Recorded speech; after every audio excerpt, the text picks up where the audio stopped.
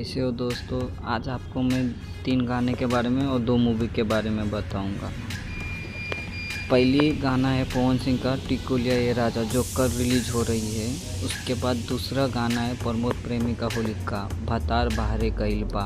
Holika release हो चुका है, सुनिएगा। उसके बाद कल्लू जी का एक गाना का टीजर आया है अनार।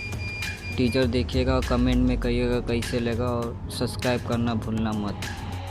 कल यश कुमार की न्यू मूवी का ट्रेलर है विजय भव का ट्रेलर कल आ रहा यश फिल्म यूट्यूब पर 7 बजे। उसके बाद एक मूवी है समर सिंह का लव लेटर कल फिल्मी जिला भोजपुरी पर शाम 6 बजे रिलीज हो रही है। उसके बाद पवन सिंह की एक मूवी है हम है राही प्यार के जो इंटरटेन रंगीला पर कल सुबह 9 बजे रिलीज हो रही है। कमेंट करना और जाते जाते सब्सक्राइब कर देना।